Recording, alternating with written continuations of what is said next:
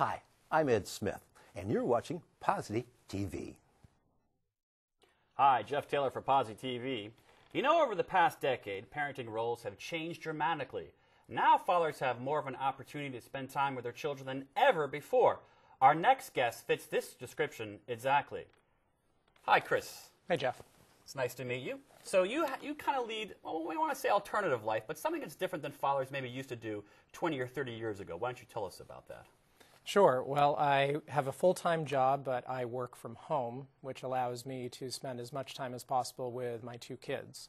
And it's something I enjoy tremendously. I'm the one who takes care of them in the morning, making their breakfast, getting them to school, and pick them up at the end of the day, make sure they're taken care of, and spend as much time with them as possible.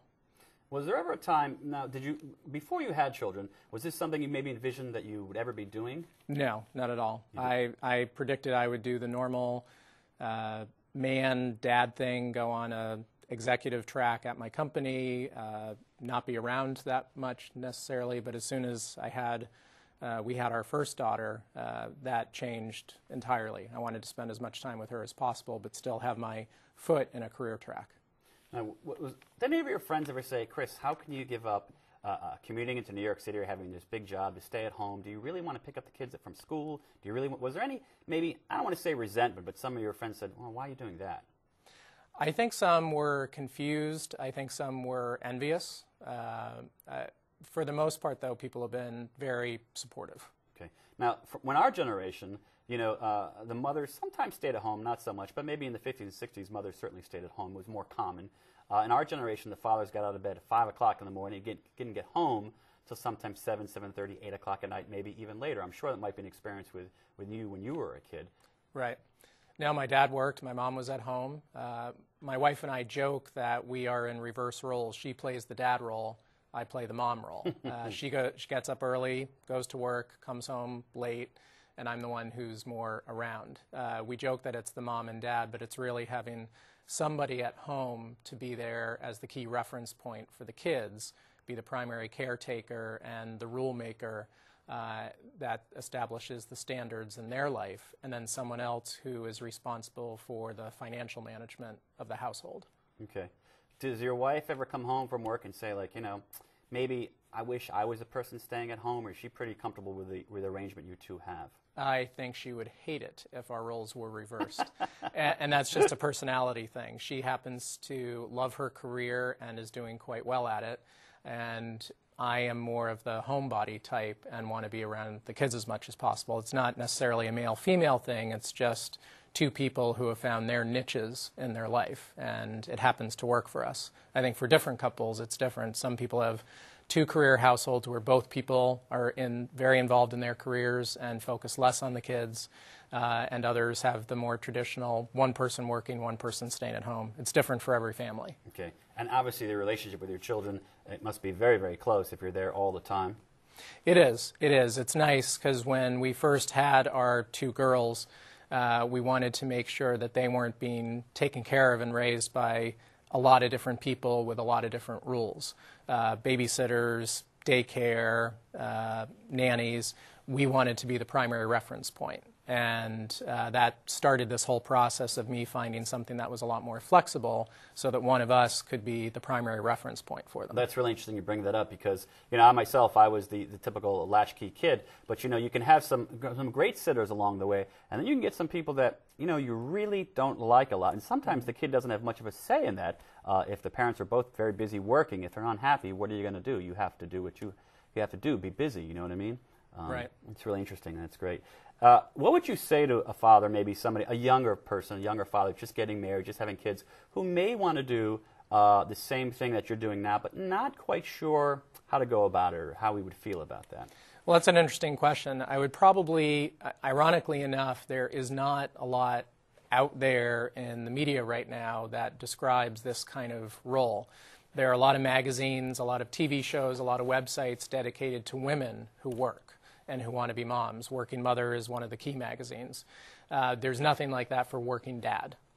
So it's a little bit hard when someone wants to explore this as a man.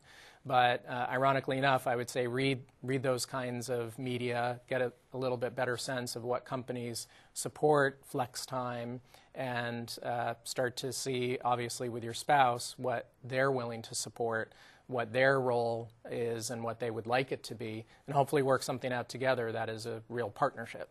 That's interesting because, you know, the idea of parenthood is you're so used to the woman sitting with the children in the crib or the children on her back or something like that, and now you see the dad with the Todd in the little jumpsuit they have, and one Todd in the pulling the wagon behind them, and he said, "Hey Bob, how are you?" And it's going to work today. Well, I'm working from home. I'll do that type of thing. So that's really interesting how our society has really changed greatly. Hopefully for the better, I think, in many ways, or maybe not. I shouldn't say for the better. Sorry about that. It's just a different. It's just a different way of going about it. One other question I have for you is you also work full time. Yes. So how can you play those off? That's got to be difficult. When your kids are at school, no big deal. But when they were younger, when they come home from school now, how do you deal with that?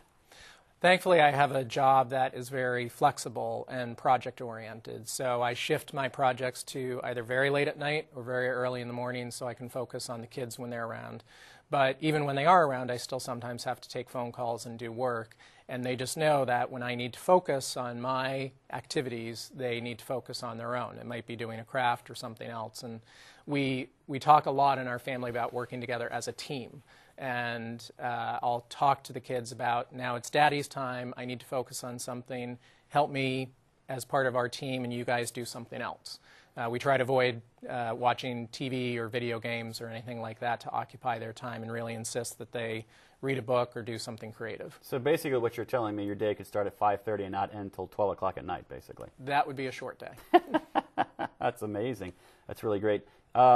Continuing down the road, the kids become a little bit older. How do you think your role as the primary caregiver will change? Well, I think from having older siblings who have kids, all my older siblings have said kids' problems become much more complex, particularly in today's society with drugs and peer pressure and just other messages, negative messages that they get. So to have someone home who the kids have always known as one of their primary reference points, asking questions about life, what do I do, how do I handle this problem, I think as they grow, even though their time at home might be less because of their activities, they're going to need one of us there all the more because of all the stuff they're going to face. And that's very important to us that we, as one of their parents, be there for them as opposed to, again, a nanny or a babysitter, to make sure that they are being taught and they have a reference point that we agree with. Now, this is going to sound like maybe a strange question, but, you know, oftentimes one child will bond a little bit more with one parent than the other. That's natural. You're at home. Was there ever a time when maybe your wife expressed to you, well, you know what, I feel like the kids are becoming closer to you than becoming closer to me. How can I become more active in their life?